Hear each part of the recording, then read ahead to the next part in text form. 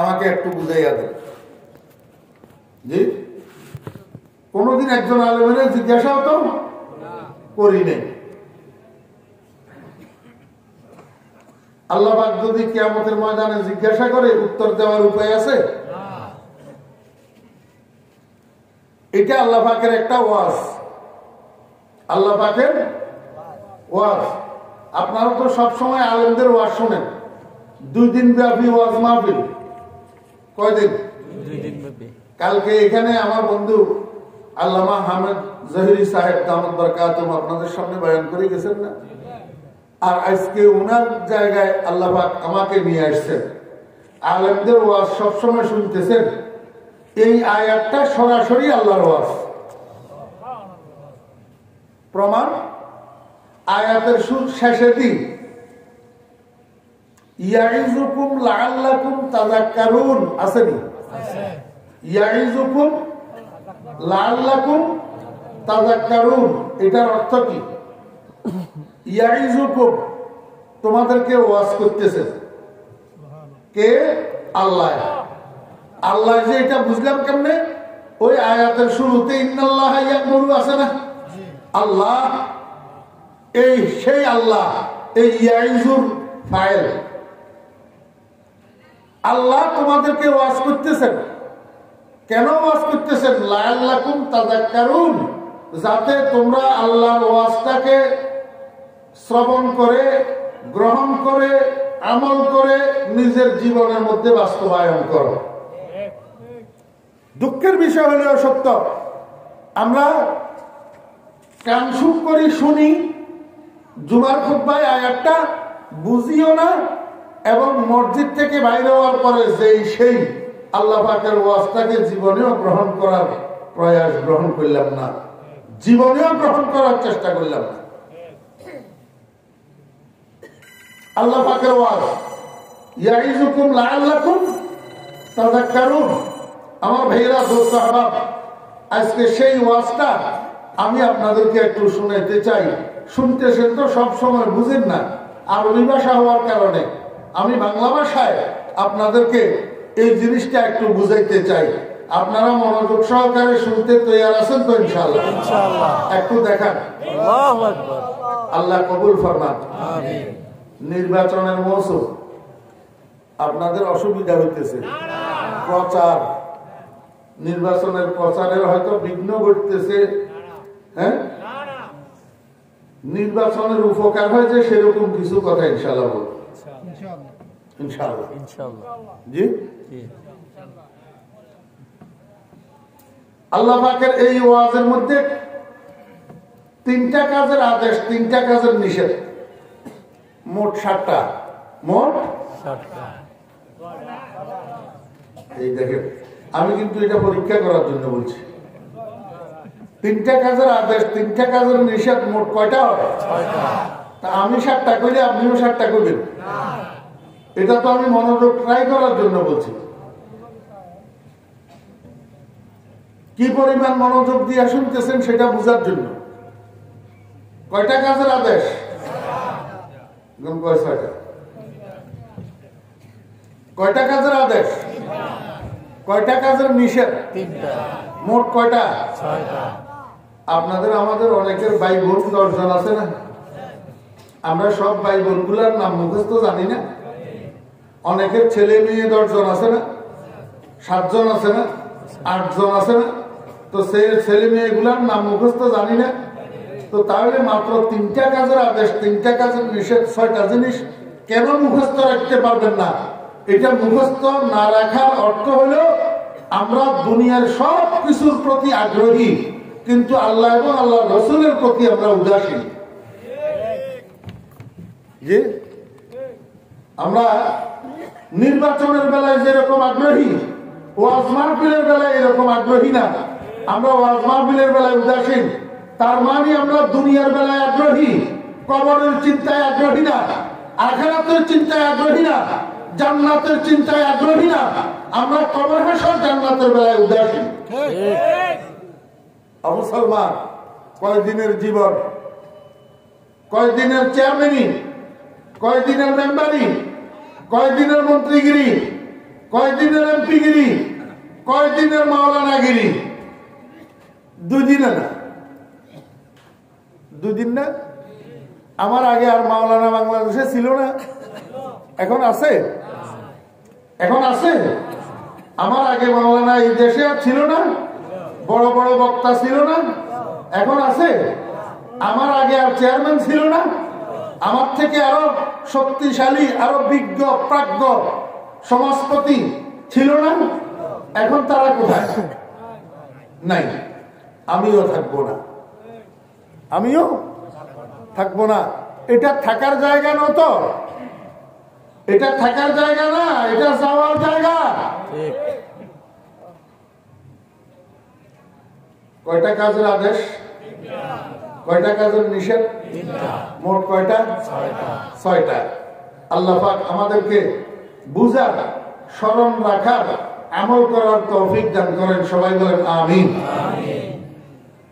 আল্লাহ রাব্বুল আলামিন ইরশাদ করেন, ইন্নাল্লাহ, নিশ্চয় আল্লাহ, ইয়াকমুরু, আদেশ দিচ্ছেন, বিল আদলি, আদলের সাথে। তাহলে যেই 3টা কাজের আল্লাহ পাক আদেশ দিয়েছেন, সেই 3 কাজের প্রথম কাজের নাম হলো আদল। প্রথম কাজের নাম কি? আদল। এই আদল, এটা কোন জানোয়ারের নাম বুঝার দরকার আছে না? আরবি শব্দ তো। আদল শব্দ, এটার 2টা অর্থ আছে, একটা হলো আবিধানিক অর্থ, আর একটা হলো পারিভাষিক অর্থ। আবিধানিক অর্থে আদল বলা হয় মধ্যম পন্থা অবলম্বন করা। মধ্যম পন্থা প্রত্যেক কাজে 3টা পন্থা আছে। কয়টা পন্থা? 3টা। এই 3টা পন্থার মধ্যে একটা হলো উগ্রামীর পন্থা, আর একটা হলো কিপটামির পন্থা। এই দুটোটা পন্থা অগ্রাহ্য, দুটোটা পন্থা অগ্রাহ্য। আর একটা আছে মিডিয়াম পন্থা। এই মিডিয়াম পন্থাটা হলো গ্রহণযোগ্য। আমি একটা উদাহরণ আপনাদেরকে দিই। 3 ভাই, 3জন বিত্তশালী, ধনী, পয়সাওয়ালা। 3 ভাইয়ের 3টা ছেলে কলেজে পড়ে, ইন্টারে পড়ে, আইয়ে। আপনাদের নরসিংদীতে কলেজ আছে? আইয়ে আছে না? তো 3 ভাইয়ের 3 ছেলে কোন ক্লাসে পড়ে? আইয়ে পড়ে। 3জন ধনী, 3জন ধনী। আল্লাহু আকবার।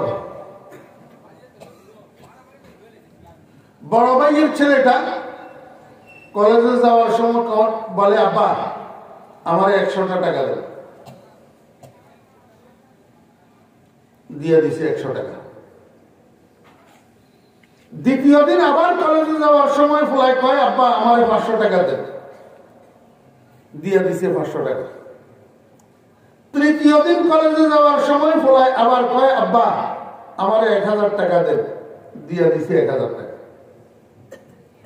আগেই বলছি 3 ভাই কিন্তু ধনী, 3 ভাই ধনী। দেওয়ার তৌফিক আছে না নাই? তো প্রথম দিন 100 টাকা চাইলো, দিয়া দিল। দ্বিতীয় দিন 500 টাকা চাইলো, দিয়া দিল। তৃতীয় দিন 1000 টাকা চাইলো, দিয়া দিল। জিজ্ঞাসা করলো না যে, বাপরে কালকে যে তোকে 100 টাকা দিলাম, ওই 100 টাকা কি খরচ করছ? আজকে যে আবার 500 টাকা চাইতেছ, এটা কি খরচ করবি? জিজ্ঞাসা করার দরকার ছিল নি? করে নাই। তৃতীয় দিন 1000 টাকা যে বলাই চাইলো, পোলারও জিজ্ঞাসা করা দরকার ছিল যে তোরে গতকাল 500 টাকা দিলাম, সেটা কি কাজে খরচ করলি? আজকে আবার 1000 টাকা চাইতেছ, এটা কি জন্য চাইতেছ? জিজ্ঞাসা করার দরকার ছিল নি? কিন্তু জিজ্ঞাসা করে নাই। ফলায় টাকা তো এমন এক জিনিস, এটা মানুষের পকেটের মধ্যে ঢুকলে মানুষের গুতায়। মানুষের কি করে? গুতায়। এতের মতো এরকম ফোলা কলেজের মধ্যে আরো 2-1 জন আছে না, যাদের বাপের মাল আছে, বাপের থেকে অযথা বেশি পরিমাণে মাল নিয়ে যায়। স্যারে ক্লাস করতেছে, এরা কিন্তু ক্লাসে ঢুকে না। এরা 3-4জন বাইরে বিভিন্ন হোটেলে, রেস্তোরাঁয়, এখানে ওইখানে আড্ডা মারে আর খায়, গপগুজারি করে, গাছের তলে বসে বসে বাদাম টিপে, ক্লাস করে না। বুঝে থাকলে বলেন তো, পরীক্ষা দিলে পাস করবে কিনা? জি পাস করবে? তো ফাঁস না করলে যেই দেশে হাজার হাজার ফাঁস করা ছাত্র বেকার, সেই দেশে ফেল করা এগুলার চাকরি আছে নি? আছে? তো শেষ পর্যন্ত সন্ত্রাসী না হইয়া আর কি হবে? হাইজেকার না হইয়া আর কি হবে? ইয়াবাখোর না হইয়া শেষ পর্যন্ত কি হবে? এই ছেলে সন্ত্রাসী হওয়ার জন্য, এই ছেলে হাইজেকার হওয়ার জন্য, এই ছেলে ইয়াবাখোর হওয়ার জন্য আপনাদের বিচারে বলেন তো কে দায়ী? বাবা। বাপে দায়ী, বাপে দায়ী। এটা হলো উগ্রপন্থার সন্তান লালন পালন, উগ্রপন্থার সন্তান লালন পালন। আরেক ভাই, ছোট ভাই, উনার ছেলেটা কলেজে যাওয়ার সময় আব্বারে কয়, আব্বা আমার 100 টাকা দেন। আব্বা কয়, কেন 100 টাকা দিয়ে তুই কি করবি? কয়, যাওয়ার সময় আমার রিক্সা ভাড়া 20 টাকা, আসার সময় রিক্সা ভাড়া 20 টাকা, 40 টাকা, 60 টাকা আমার দুপুরের টিফিন। আব্বা কয়, হ্যাঁ বেটা নবাবি খাইছো, এখান থেকে এখানে হাঁটি দেবা, হাঁটি আসবা, আর 10 টাকা নিয়ে যাও, দুপুরে কিছু খাইও, ছুটির পরে বাসায় আসি ভাত খাইও, যাও। চাইছে কত? 100 দিল কত? 10 টাকা। এখন যে সমস্ত ছেলে মেয়েরা নুরানিতে পড়ে, ছোট্ট ছোট্ট পিচ্ছি, এগুলাও যাওয়ার সময় 5-10 টাকা দেওয়া লাগে। আমার নাতি একটা আছে ছোট্ট, দাদা টেয়ার দেন, টেয়ার টেয়ার 5-10 টাকা দেওয়া লাগে। এখন আপনি ইন্টারভিউ একটা ফোলারে 10 টাকা দিলেন, 10 টাকা কি দুপুরে একটা ইন্টারভিউ ফোলার টিফিন হয়? আমার বেয়েরা দোস্ত, ইন্টারভেলের সময়, বিরতির সময় 3-4 জন বন্ধু বান্ধব একসাথে হইয়া টিফিন করার জন্য হোটেলে যায়। একদিন একজনে বিল দেয়, কিন্তু এই ফোলাটা কোনো সময় বিল দিতে পারে না, কারণ তার কাছে তো পয়সা থাকে না। তার পাশে এখন সহপাঠীদের কাছে মনটা ছোট হইয়া থাকে না। এরকম 4 জন একদিন যাইয়া এক হোটেলের মধ্যে নাস্তা করার জন্য বসছে। এই 4 জনের একজনের কাছে একটা দামি মোবাইল। নাস্তা করতে করতে মোবাইলে কল আসছে, কল ধরি, কথা বলি, মোবাইলটার টেবিলের উপর রাখছে। এই ছেলেটার আজকে বিল দেওয়ার পালা। এখন নাস্তা যখন শেষ হয়েছে, বসার থেকে উঠি, সবাই আগে সে কাউন্টারে গেছে বিল দেওয়ার জন্য। ফিসে দিয়া বাকি 2 জনও উঠে চলে গেছে। এখন 3 জন যখন উঠে চলে গেছে, মোবাইলটা টেবিলের উপরে রয়ে গেছে। এই ছেলেটা কি করছে, তাড়াহুড়া করি 1 সেকেন্ডের মধ্যে মোবাইলটারে অফ করে দিছে। মোবাইলটারে অফ করি পকেটে দিয়ে দিছে। আমার ভাইরা, বিল দিয়া ছেলেটা যখন বাইর হয়েছে, মনে পড়ছে আমার মোবাইল কই। বুড়ি আবার টেবিলে আসছে, দেখে মোবাইল নেই।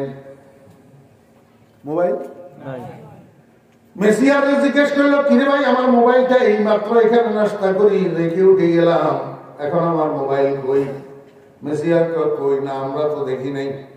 এখন বন্ধুরা 4 জন একসাথে গেছে, বন্ধুদেরকে অবিশ্বাস কেমনে করে, জিজ্ঞাসাও কেমনে করে? জিজ্ঞেস করলে তো বন্ধুদের মনে কষ্ট যাবে। চোরের কিল গোপনে খাইয়া, চোরের মায়ের গোপনে খাইয়া ছেলেটা চলে গেছে, কাউকে আর কিচ্ছু বলতে পারে না। এই ছেলেটা নিয়ে মোবাইলটা 7,000 টাকার মোবাইল 200 টাকা বিক্রি করে ফেলছে। 200 টাকা বিক্রি করলে তার লস কি? ঢের তো সবটাই না।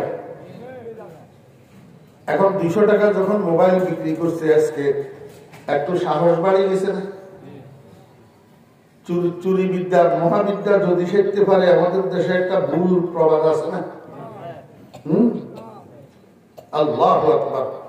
সাহস যখন বাড়ছে, আরেকদিন আরেকজনের মোবাইল একটা চুরি করছে, ধরা পড়ে নাই।